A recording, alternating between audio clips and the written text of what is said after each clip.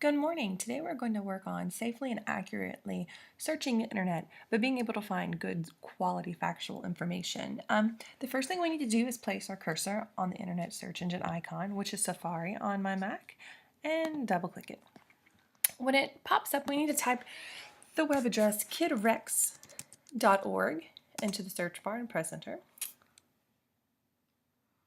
KidRex.org is a search engine which is very child-friendly and relatively safe. It helps weed out all the unnecessary and somewhat off-topic pages.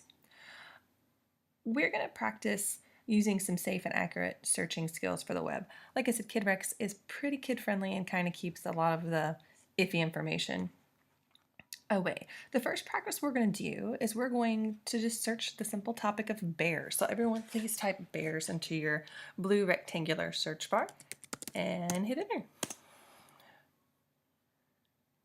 When we simply type in the word bears, we get a very wide variety of topics of bears that popped up. We have everything from brown bears to the Bernstein bears. The list of websites is vast. We need to simply ask the question, what do we want to search today? What exactly are we looking for? So what exactly is our topic and what is the most important part of the research at hand? In my case today, I think we're going to look at polar bears. Polar bears are pretty simple for kids to explore. Kids tend to like to explore polar bears. There's a lot of interesting facts. So let's kind of narrow our search a little more to polar bears.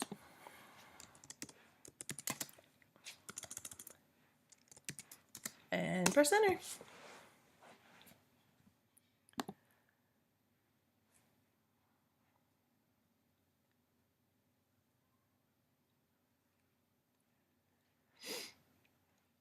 Since I changed my search information from the word bear to the word polar bears, we really reined in our search topic a bit.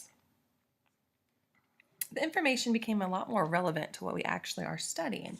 We have websites popping up from the San Diego Zoo, which is a fabulous website for kids to go look at.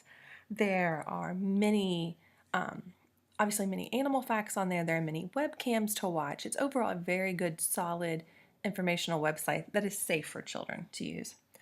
There's also just basic profiles of bear websites. There's the Kids National Geographic, which once again provides excellent information written at a level that the children can understand. But with all this information, it's great, but we could compile a very large novel with the information we've gathered here from all these excellent websites. Notice there's no of the junk websites. They're all the National Geographic, the Polar Bear International, Kids Zone, San Diego Zoo, like all reputable sites. And we could definitely compile a very large novel from this, but we need to kind of even narrow our search in even more for our project. So then we need to take a step back again and look at a list, make another list, and decide what exactly we want to talk about polar bears. Polar bears in general is just a very wide topic still, even though we've narrowed it down from bears. So we could talk about things about their hibernation habits. Polar bears have very unique hibernation habits.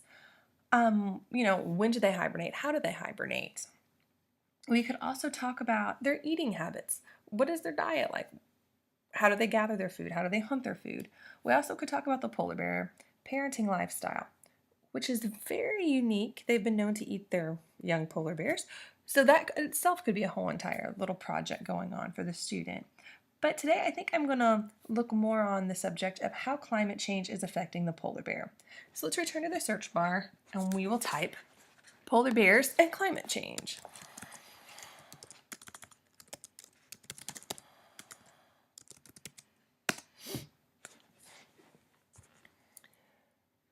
Many very precise websites have erupted at this point.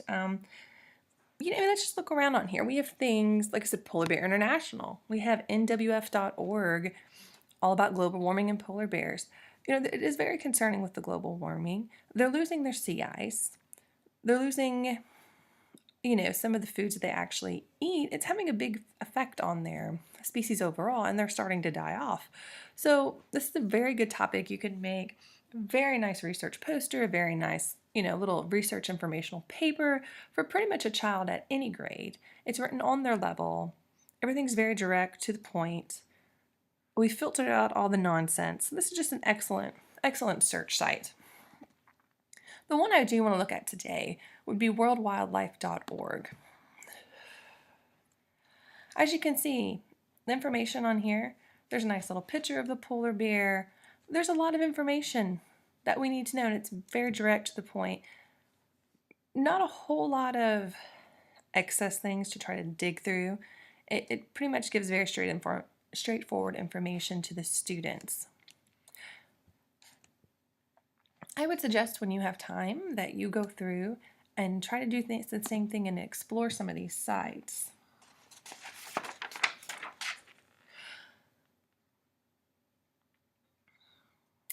This technique overall will help reduce your research time and help you provide more effective sites simply by narrowing down your search of bears to polar bears to climate change and polar bears. You can essentially do this with any subject. You can do this, ducks, Canadian duck migration. I think it's very important that we teach the children the key terms and what to put in the computer, because if they just type in a word like bears and they use a traditional website like, Yahoo or Google, an insane amount of things could come up.